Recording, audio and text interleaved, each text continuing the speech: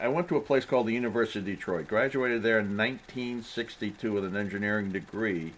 While at school, I was in the ROTC, the Air Force ROTC program, and on graduation was commissioned as a second lieutenant in the Air Force and was able to go to flight school. After our first year completion of pilot training, we went to helicopter school in Reno, Nevada, where I learned to fly the CH-3C, which is about a 26-passenger helicopter. So our unit, with 12 different helicopters, H-3 helicopters, was split up. Half of them went early to Vietnam in an organization called the Jolly Greens. I later on went with my unit, which was a different mission. My unit's call sign was Pony Express. That's the call sign we used.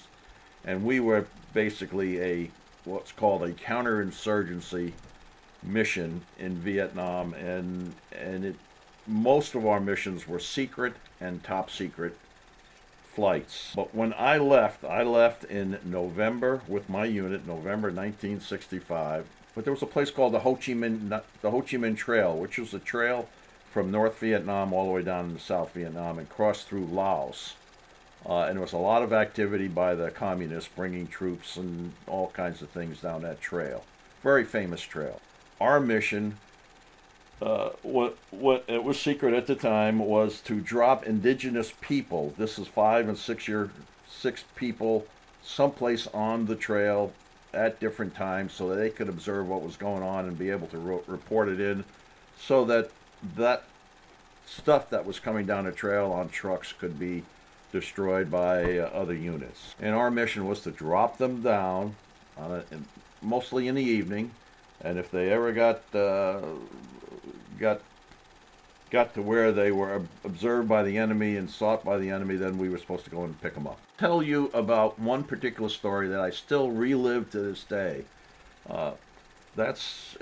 Everybody probably have had this kind of feeling when you meet somebody and you have an uneasy feeling about that person. Well, this particular leader that was introduced to me that I was going to fly a mission with was had a very uneasy feeling and didn't feel very comfortable with him. But anyway, on the particular mission that we had to fly with him, he had 6 young kids with backpacks, with M16s, with rations and everything. They were going to be out for 6 or 8 days observing things on the trail. Captain Sawat, I will never forget him, always wore a red beret, and he was Laotian. He could speak Laotian very, very well. Mm-hmm. We ended up picking up his team probably about 5 o'clock in the afternoon and drove him into northern Laos and made the drop. Sawat, as I told you before, I had a very uneasy feeling. They all disappeared into the woods, and then we went back to the base. We landed at the base and were unpacking things, unpacking our parachutes, and out rolled a hand grenade that had just a rubber band on it. It already had the pin pulled.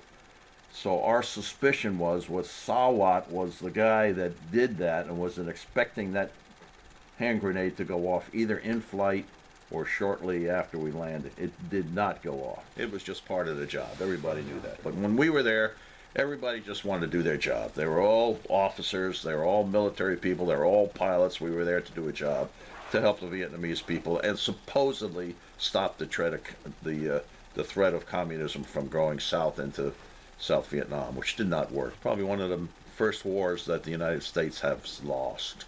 I'll tell you one other thing, and I only heard from my wife probably 6 or 8 months ago. She was living in Detroit in an apartment with my daughter, and she always worried every single night when a car would come up and people would get out of the car. If it was one person that slammed the door, it was fine with her. She was easy.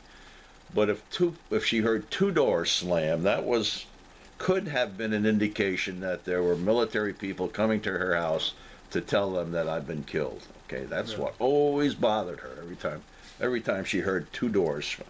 She never looked out the door. She just waited for a knock at the door, but it never came. Fortunately, I did come home.